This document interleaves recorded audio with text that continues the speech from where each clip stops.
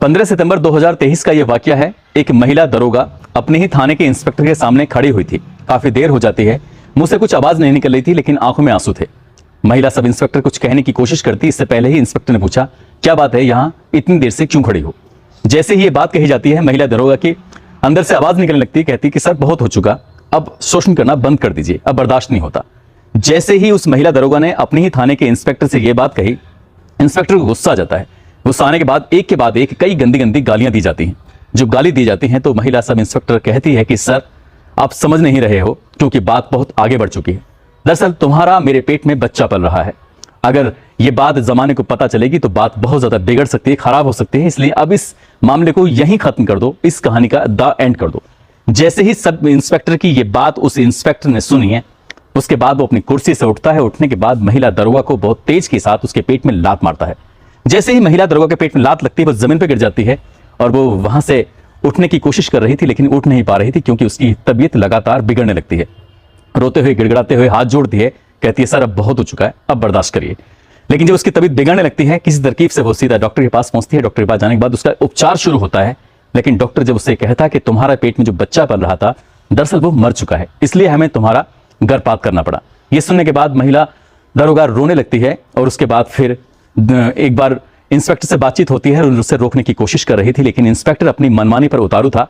लेकिन ये बात अब दो लोगों के बीच में थी, लेकिन डॉक्टर के पास ही बात पहुंच जाती है और ये बात धीरे धीरे फिर लोगों तक पहुंचना जब शुरू होती है, उसके बाद ये अखबार, सोशल मीडिया के माध्यम से जब लोगों को पता चलती है, तो पूरे प्रदेश में उस इंस्पेक्टर की जो करतूत थी वो सामने आती है। तो लोगों को बड़ी आश्चर्य हो रहा था, हैरानी हो रही थी कि जो महिला दूसरों को इंसाफ दिलाने के लिए इस वर्दी पहनती है, दरअसल वो खुद ही शोषण हो रही है। आज कहानी उसी महिला दरोगा की है। आज कहानी उसका शोषण करने वाले उस इंस्पेक्टर की कहानी है। आदाब, नमस्कार, सत श्री अकाल। मैं उस्मान सैफी। आज की जो सच्ची घटना मैं आपको सुनाने जा रहा हूं, सच्ची घटना है बिहार प्रदेश की राजधानी पटना की। दरअसल पटना का ही एक थाना लगता है जक्कनपुर। जक्कनपुर थाना कैंपस के अंदर जो सरकारी आवास बने हुए थे, उसी सरकारी आवास में एक महिला दरोगा जब बेड पर लेटी हुई है, अचानक उसकी आंख खुलती है। आंख खुलने के बाद उसने जो अपने शरीर पर हाथ फेरा तो पता चलता है कि उसके तन पर एक भी कपड़ा नहीं था। वो बिना कपड़ों के लेटी हुई थी। एकदम से अपने आप को समेटती है और इधर उधर देखती है। इधर उधर देखने के बाद उसकी नजर पहुंचती है घड़ी पर, और घड़ी पर जैसे नजर पहुंचती है तो सोचती है कि अभी तो कुछ देर पहले वो ठीक ठाक थी, लेकिन यहाँ कैसे, इस सरकारी आवास में। और वो सरकारी आवास में एक फोटोग्राफ्स भी लगा हुआ था। वो फोटोग्राफ्स किसी और का नहीं, थाने के ही इंचार्ज का फोटो होता है। वो समझ जाती है कि मैं इस थाने इंचार्ज के कमरे के अंदर हूं, उसके ही घर में हूं। तभी उसे याद आता है कि कुछ देर पहले की तो बात है, कुछ देर पहले ही इस थाने के इंचार्ज ने कहा था कि अमिता, तुमसे बहुत जरूरी काम है, एक केस के सिलसिले में बातचीत करनी है, तुम जरा घर पे आना, तुमसे बात करेंगे। जैसे ही महिला दरोगा को यह बात कही जाती है, केस के सिलसिले में कॉन्फिडेंशियल बातचीत करनी थी, तो वो अपने सरकारी आवास पर उसको बुलाता है। जैसे ही महिला दरोगा सोफे पर बैठी हुई थी, इसी बीच में इंस्पेक्टर पहुंचते हैं और पहुंचने के बाद उसने रसोई में जाते हैं। वहां से आवाज लगती है कि अमिता, क्या तुम चाय पियोगी, कॉफी पियोगी? तो वो कहती नहीं सर, नो थैंक्स। जब वो कॉफी के लिए मना करती है तो कहती कोई दिक्कत नहीं, और बातचीत करते करते हम लोग कॉफी भी पी लेंगे, और तुम परेशान मत हो, मैं बना कर लेके आता हूँ। जैसे ही कॉफी बन के आती है, उस महिला दरोगा को कॉफी दी जाती है। महिला दरोगा कॉफी पीकर वो सोफे पर बैठी हुई थी, और बैठे बैठे कब उसे नींद आ जाती है उसको पता ही नहीं चलता। आंख खुलती है तो पता चलता है कि अपने ही थाने के इंस्पेक्टर जो होते हैं, उसके ही सरकारी आवास में जो बेड होता है, उसका बिस्तर होता है, उस बिस्तर पर वो न्यूड अवस्था में थी, बिना कपड़ों के लेटी हुई थी। तब उसे समझ आता है, उसकी आंखों से आंसू निकलने शुरू हो जाते हैं। रोती है, गिड़गिड़ाती है, कहती है कि सर आपको पता नहीं आपने क्या कर दिया है। बस जैसे ये बात की जा रही थी, वो रो रही थी, और इसी बीच में रोते रोते एक आवाज आती है कि अमिता, परेशान होने की जरूरत नहीं है, तुम बिना कपड़ों में बहुत अच्छी लगती हो, यकीन ना हो तो देख सकती हो। जैसे ही बिना कपड़ों का फोटोग्राफ, बिना कपड़ों का वीडियो इस अमिता को उस थाने के इंचार्ज ने दिखाया, उसके पैरों तले जमीन खिसक जाती है। वो कहती है कि मेरी शादीशुदा जिंदगी में तुम बर्बाद करने पर क्यों तुले हो। वो रोती है, पैरों में पड़ती है, लेकिन इंस्पेक्टर कहता है कि यहां से ये बात निकलकर कहीं दूर जाती है, समझ लेना, ना केवल तुम्हारी नौकरी जाएगी बल्कि तुम्हारी इज्जत भी जाएगी, साथ ही शादीशुदा जिंदगी भी बिल्कुल पूरी तरह से तबाह हो जाएगी। इसलिए जैसा कहता हूं वैसे ही करती रहो। उस महिला दरोगा के सामने अब कोई ऑप्शन नहीं बचा था। उसे नौकरी भी बचानी थी, अपना परिवार भी बचाना था, इसलिए वो चुपचाप वहां से चली जाती है। लेकिन उसे ये लग रहा था कि शायद ये आखिरी दिन है। वो आखिरी नहीं था, वो क्योंकि लगातार अब जैसे मन करता था उस इंस्पेक्टर का, वैसे ही किसी न किसी बहाने से वो बुलाता था और उस महिला दरोगा का रेप करता था, बलात्कार करता था। और वो चाह कर भी कुछ भी नहीं कर पाती थी, क्योंकि ये सिलसिला लगातार जब चलता चला जाता है, इसी बीच में वो गर्भवती हो जाती है। और अपने गर्भवती होने की बात जब उस इंस्पेक्टर से कहती है तो इंस्पेक्टर साहब कहते हैं कि तुम मुझे जानती नहीं हो कि मैं कितना पावरफुल हूं। दरअसल लगभग तीसरा साल मुझे इस थाने में होने वाला है और मुझे यहां से हटाने वाला कोई है नहीं, और फिर भी उसके बाद भी तुम इस तरह की बातें कर रही हो। तुम नहीं जानती हो कि मैं तुम्हें बर्खास्त करा सकता हूं, बड़े बड़े अधिकारियों से मेरे टर्म्स हैं। जैसे ये बात सुनिए जब उसने कहा कि मैं तुम्हारे बच्चे की मां बनने वाली हूं, यानी कि तुम्हारी वजह से प्रेग्नेंट हो चुकी हूं। जैसे ही उस इंस्पेक्टर ने ये बात सुनी, उसे गुस्सा आता है और उसे लात मारकर उसके बच्चे को गिरा देता है। वो उस महिला दरोगा के पास सारे सबूत होते हैं, लेकिन यहां से उसने सोचा कि अब तक चलो जो भी है सब कुछ ठीक, कोई दिक्कत नहीं है, यहीं से बर्दाश्त करते हैं। हो सकता है कि आगे जो दिक्कत परेशानी हो कभी ना आए, लेकिन उस इंस्पेक्टर की मनमानी कम नहीं हो रही थी। एक आध महीना फिर गुजर जाता है, लेकिन जब एक आध महीना फिर गुजर जाता है, लेकिन अब जब तक अभी तक तो शायद किसी को यह बात मालूम नहीं थी, लेकिन एक दिन थाने के अंदर ही महिला दरोगा और इंस्पेक्टर के बीच में इतनी बहस होती है कि यहां पर जितने भी स्टाफ वाले तैनात होते हैं, चाहे वो होमगार्ड हो, चाहे वो अन्य पुलिसकर्मी हो, या फिर अन्य दरोगा हो, या और कोई ऑफिसर हो, या इवन ये कह सकते हैं कि फरियादी हो, उनके सबके सामने यहां पर इतना हंगामा होता है। और उस हंगाम के बीच शुरू से लेकर आखिर तक की पूरी कहानी इंस्पेक्टर की सबके सामने मुंह जुबानी महिला दरोगा बता देती है। और जैसे ही महिला दरोगा ये सबके सामने बताती है, उसके अंदर न जाने उस दिन कहां से इतनी हिम्मत आई थी। काश कि उसने वो पहले दिन ही अपनी हिम्मत दिखाई होती और अपने आबरू को लूटने से बचाया होता, तो शायद ये इतनी लंबी कहानी बनती ही नहीं।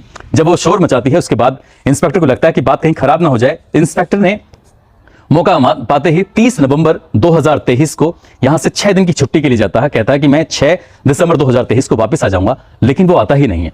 उसके बाद वो थाने से लगातार गायब रहता है।